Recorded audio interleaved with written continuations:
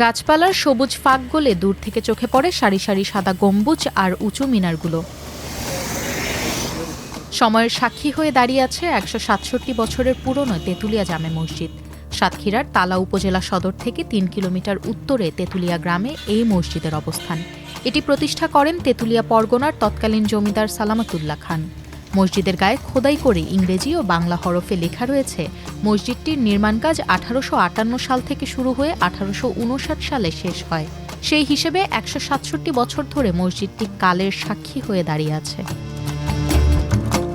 লেখক মিজানুর রহমানের সাতক্ষীরা পুরাকীর্তি গ্রন্থে বলা রয়েছে, মসজিদের কাজের সূত্রে প্রায় কলকাতায় সালামতুল্লাহ খান যেতেন। সেখানে জাকারিয়া স্ট্রিটের সিন্দুরে অবস্থিত পট্টি মসজিদের নান্দনিক স্থাপত্য তাকে গভীরভাবে মুগ্ধ করে। সেই মুগ্ধতা থেকে নিজের জমিদারিতে একটি অনন্য মসজিদ নির্মাণের পরিকল্পনা করেন।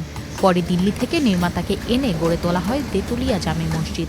দর্শনার্থী আসেন, তারাও দেখে একটা যাতে মুগ্ধ হন এবং এই প্রাকৃতিক যে সৌন্দর্যটা, তাতে এই প্রাকৃতিক যে স্থাপনাটা, এটাই তাকে ধরে রাখার জন্যে আমি চাইব যে যথাযথ কর্তৃপক্ষ যেন এটা মনোনিবেশ করেন এবং এটাকে মেরামতের ব্যবস্থা গ্রহণ করেন।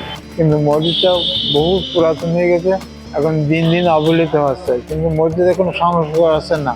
১৯৩৭ সালে মসজিদটা সরকারের কাছে যায়, কিন্তু তারপর তো সরকার কোনো পদক্ষেপ নেয় না এই মসজিদটা উদ্যোগ নেওয়ার জন্য। ছোট বড় মিলিয়ে ২০টি মিনারে পুরো স্থাপনাকে দিয়েছে রাজস্বিক চেহারা। ছাদের ওপর ২ সারিতে আছে ৬টি বড় গম্বুজ।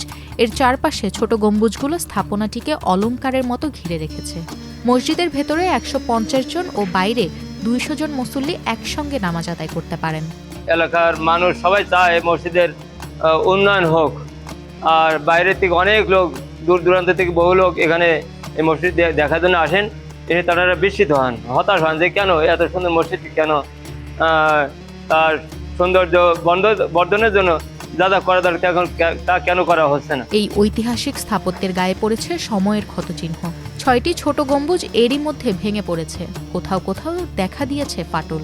সম্প্রতি ভূমিকম্পে ফাটলের আকার বড় হয়েছে। বর্ষাকালে ছাদ দিয়ে পানি চুইয়ে পড়ে মসজিদের ভেতরে তৈরি হয়েছে স্যাঁতস্যাঁতে পরিবেশ। বর্তমানে চত্বরটিতে স্থানীয় মসজিদ কমিটি টিনের ছাউনি দিয়েছেন, তবে অতি দ্রুত সংস্কারের দাবি জানিয়েছেন তারা।